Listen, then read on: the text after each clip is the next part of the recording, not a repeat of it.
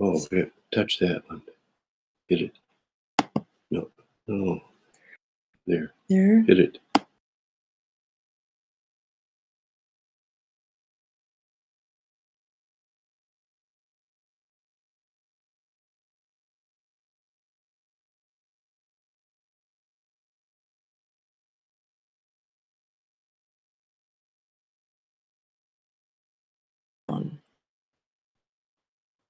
Okay, can you hear me now? Okay. All right. So Carolyn, if you're watching me, could you just send me a text and let me know if you can hear this? I've got my phone. Okay. It's going live. Send a text to my phone. That's the best way to do this. Can you get the phone? There's one in the bedroom. Okay. So I'm going to keep going because whether or not you can hear this, I'm assuming that it's going into the field. So, okay. So we're doing this repatterning about hearing. And so the negative beliefs that we have about being heard. I'm going to check this. Okay. They're hearing me now. Thank you. Sorry about that. I don't know what happened. So talking about a hearing repatterning and you can't hear me. That's pretty bizarre. So thank you, Lori, for that text. That's the best way to get a hold of me. Okay. So the negative beliefs that we have about being heard, I'm going to look at those and see which one we need to really let go of right now. It's it's the one I'm not heard by my family, my needs and wants. I'm heard by politicians. I don't exist if I'm not heard. We're going to use that one. And are we ready to let go? So what does your negative belief, if we look at that statement, I don't exist if I'm not heard. What does our negative belief stop us from having or doing or being? So I avoid speaking my truth. I'm just going to put in some words here as if I am thinking what happens if we don't think we exist. I avoid speaking my truth. I'm going to say that. I avoid speaking my truth. And we're on for that. I avoid speaking my truth. I'm going to write that down. I avoid speaking my truth.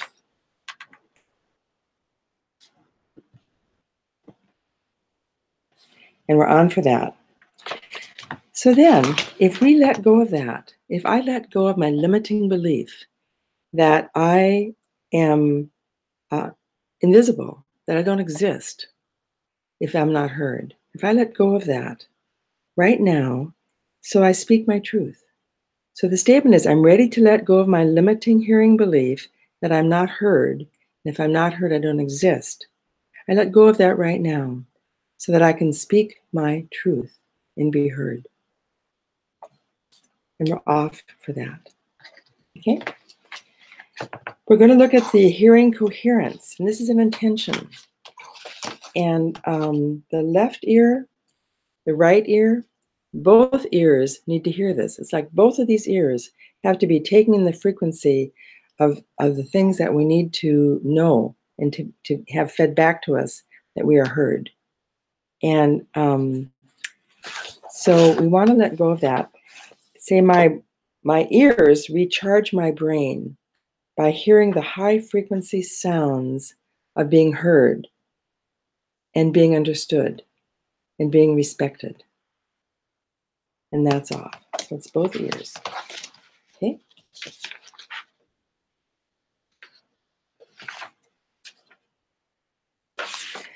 Okay, so we need a coherent hearing belief, and we're going to take it from that list of the ones we read. So I heal, I'm heard, I'm understood. I'm heard in my needs and wants and respect others and honor them. Yes, I'm heard in my needs and wants, and others respect and honor them. So whether it's you as a person, an individual, whether it's you as the collective, that that you're being heard and you're being respected and honored in those. So we're on for that? No.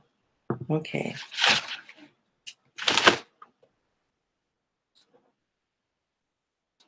Respected. Okay. So that's the best, to be heard on every level, to be heard for who we are, for what we need, for what we long for the benefit of the whole. That's what we're wanting here, that we're heard in our needs and wants with respect and honor. Okay, so we're going to look at something that may seem strange to some of you. It's the note, the coherent note of the coherent hearing belief that we're heard, our needs are heard, and we're respected. So in the world of science, and in the world of, even in the Bible, in the beginning was the word, sound, that sound creates form. The work of Hans Jenny, the Swiss scientist who discovered that creating sound tones with musical tones created certain forms that he could film, coherent forms and non-coherent forms. And the work of Dr. Emoto, working with water and looking at coherent structure of water based on sound frequencies. So sound creates form. Think of laser surgery that has a frequency. There are many ways to think about that, but right now we're going to look at, in the Western culture, we have the scale, C, D, E, F, G, A, B, C, and so forth. So we're going to see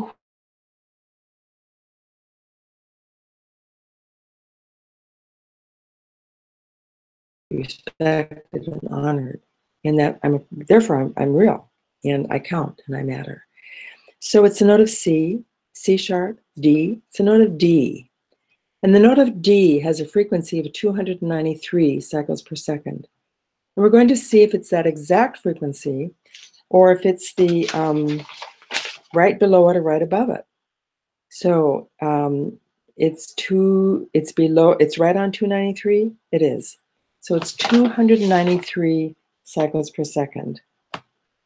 And I'm going to just check that. So this is, we resonate with the note of D at its frequency of 293 seconds to be heard, valued, understood, cherished, respected. We're off for that. Okay. Okay, so what we're going to do now is see if we need anything more from our GPS, from our map. And we do. So here's our map. We'll bring back to this. We need something more from this. So I'm just going to go right around the circle. We need something from orientation? No. Something from problems or something else from intention? Yes. We do need something from intention. Okay, so we need something from this page? No. I need something from this page. Yes, I'm going to go right down the page and see what I need. I need something from the top part of the page? No. From big E? Yes. Inner resources that are needed. It's number little a. We need an optimistic attitude, inner strength or quality. Anything else about the note? No. We need receptivity. So I am receptive to the field of limitless energy that makes all things possible. We need that one. We're off for that, for being receptive to the field of limitless energy that makes all things possible. Everything we have is available to us, but we don't know always how to access that or to have the support in our lives to access that. So I'm just going to write that down. Okay, and we're off for that. Okay, so we need anything else from the mandala? No, this is our GPS, our mandala. No, so we're going to go right to an energizing option. And an energizing option is a modality. And it's this book, all these. And Chloe, the author of this work, has studied many, many, many healing systems throughout the world. And she did not invent these modalities. She did some, but most of them she has gathered and collected. And what they do, they're little bits of energy, energetic input that can shift the whole system. Like that one bubblegum ball that comes out of the bubblegum machine and shifts everything inside. So I'm going to see what we're going to need for this. And I've got a menu here, and I'm going to see, we need something from process. No. We need something from sound. No. I thought maybe we would. Okay, we need something from color and light. No. We need something from movement. Yes. Okay, so there's 27 options with movement. So we need 1 through 14. No. We need 15 through 18. No. 19, 20, 21, 22, 23, 24, 25, 25. They're called Qigong arm stretches. Page 154. Okay, these are arm stretches that activate the energy flow in your arms and the whole of your body. And they're nice to do outside in bare feet in the sunlight if you have that. They activate the flow of lymph in the upper body and are good to do on long airplane flights for supportive jet lag, just so that you know. So this is about, we're going to be putting your arms way up, be standing, stretch your arms above your head, just stretch them, just go good stretch, a good stretch. Okay, and then bring your arms to shoulder height in front of you. And as you inhale slowly, bend your arms and elbows slightly, imagining energy coming in through your palms and flowing up your arms to your heart. As you exhale slowly, straighten your arms while pressing your palms out. Keep your fingers pointing up. And imagine energy flowing from your shoulder blades down your arms through your palms, connecting to your heart energy and the essence of all. And then come back. Repeat that a few times, breathing in and breathing out, connecting to the essence of all. From your essence to the essence of those you love and those around you and those you long to be heard by. Back once more. And out. Okay. And the third one is moving your arms out at shoulder height, out to the side, like this, both directions. Out to the side. At shoulder height. As you inhale, slowly bend your arms. Imagine the energy coming in through your palms and flowing up your arms to your heart. As you exhale, straighten your arms, pressing out while keeping your fingers pointed up to the sky. Imagine energy flowing from your shoulder blades, down through your arms and out through your palms, connecting to your heart energy, to the essence of all. Repeat a few times until you feel complete. Breathing in through your palms to your heart. Exhale, just sending that out. From your heart, to your hands, to all. Breathing in and out.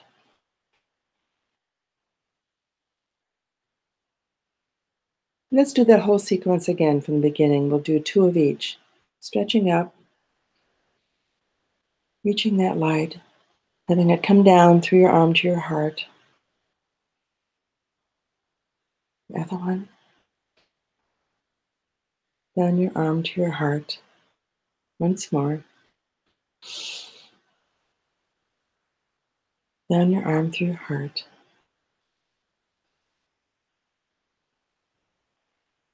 And then forward to the essence, from your essence, and into the whole world. Your essence of who you are, connecting to all that has life. Out to the side, expanding, filling, connecting to your heart, expanding,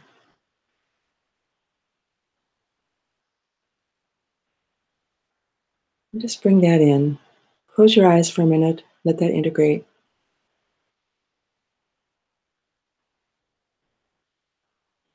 We need anything else? No. Okay. So we need anything else for this session? No. We're going to go back through the statements that we've muscle checked. Okay. We're going to see what has shifted.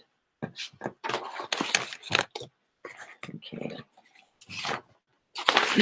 So from the non-coherent statements that you submitted, having to do with family, my husband, my sister, my clients, nobody hears what I have to say. That shifted. I don't feel heard in my needs and wants. That shifted. Now for the collective, I feel unheard by politicians who respond to the money and power of corporations like the NRA, not to the lives and needs of their constituents, particularly those who are marginalized because of their color, race, or economic status. In this moment, that shifted. So for this group of people right here, that energy has shifted. And when it shifts with us, it shifts the energy of the whole fabric to some degree. Okay. I don't exist if I'm not heard. No. Whether or not we're heard, we exist and we are real. And we have an essence that deserves to be seen, heard, respected, and honored. Okay. Now we're going to look at the ones that we want, that we were off for originally, to see what has shifted. I heal, and I am heard, and I'm understood. Yes. So whether that's us personally, or whether that's a group of people who are marginalized, to feel heard, to heal, and to be understood. It's really the being heard and understood that create the healing, isn't it? Yeah. I hear clearly all that my inner truth shares in each moment. Ron. Trusting that inner voice, that still small voice. I remain grounded and I speak my truth with clarity and confidence. Yes. I am powerful and I have something to say, and what I have to say is heard. Yes. I take back my power, another collective one. I take back my power and I support all of humanity. I support and honor the individuals who created the Alabama Museum to pay respect for Black men and women who were lynched. Black people are free from their bondage of hate and injustice. That currently didn't shift. There's something else we need to do. We need to look at the basic life needs that we reviewed. We need to go back and look at those and make sure that they've shifted. Okay. I am cared for and my needs are met. Yes. That basic life need needs to be met. I survive and thrive. Yes. I am protected. Yes. So if we resonate with those, it makes a difference for everything else. Those basic life needs. So if they're met, then let's go back and check this one. I take back my power and I proudly support all of humanity. I support and honor the individuals who created the Alabama Museum to pay respect for Black men and women who were lynched. Black people are free from their bonding of hate and injustice. Let's see if we can resonate with that now, that the needs are met. Yes. It's like, if needs aren't met, life isn't safe. Think of little children who go to school or are hungry. How can they learn if they're hungry, and if they're cold, and if they've experienced violence at home? It's very difficult. Life needs, most problems in life are from unmet needs. And if we can help understand that and address those needs, we'd have a much safer world, a much more loving and compassionate world. Okay, so we need this. We heard, so that the negative belief, I avoid speaking my truth. I avoid speaking my truth. And it says, what is your negative belief cause you to avoid? I avoid speaking my truth. That shifted. And when I'm let go of that limiting belief of not being heard or speaking my truth, then I'm able to speak my truth with clarity and confidence. Yes. So that shifted. Okay, and both ears here are recharged. My brain is recharged by hearing the high frequency sounds in both ears. Yes, that shifted. And then the one that's left is the one on the note, the frequency note. And we're looking at the exact frequency for the coherent hearing belief of being heard, valued, understood, respected, honored. That all voices are heard and honored. And the frequency that we need for that is 293 cycles per second. And we're on for that. So in this session, everything shifted. And I'm going to see now if we need something called a positive action. So positive action is something we do after the session. It's this section, positive action. It's something we do after the session to anchor in the session. And I think in this case, it's really important because for a part of the session, I wasn't heard. That was my fault. So the positive action for this session, I'm just going to see if we're going to do that. Yes. Somebody mentioned earlier in the statements about the lynching museum. It's the museum in Alabama. It's new. It was just announced last week. And it's a museum in Montgomery, Alabama, that honors and names the lives of those who were lynched in the South between the years of 1877 and 1950. 1950. I was born in 1938. This is in my lifetime. It breaks my heart. But part of healing has to do with addressing the truth. In the United States, we have not really faced our own history. And part of our history was built on the backs of slaves. And this is, if you look up Lynching Museum, Montgomery, Alabama, this is your post-session action to take, that we open our hearts and our ears to hear the story of our own history in this country. When I looked this up, there's a newspaper in that area that is owning and accepting blame, looking at their own role in promoting that by being blind to what was happening and not speaking on behalf of the marginalized. So part of hearing those voices is, can you hear me? Is being able to hear the truth of where we've come so that we can heal. There's a verse in the Old Testament that says, if my people will humble themselves and pray, I will hear from heaven, I will forgive their sins, and I will heal their land. That's my longing, that's my prayer.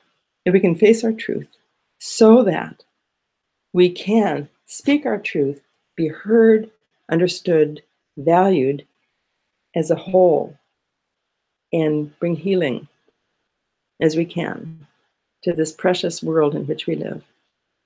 So I thank you for participating in this. I thank you for speaking up. I thank you for speaking your truth. I thank you for the courage to ask for what you need. And may this be your truth, that you are heard and valued and cherished and respected. Thanks.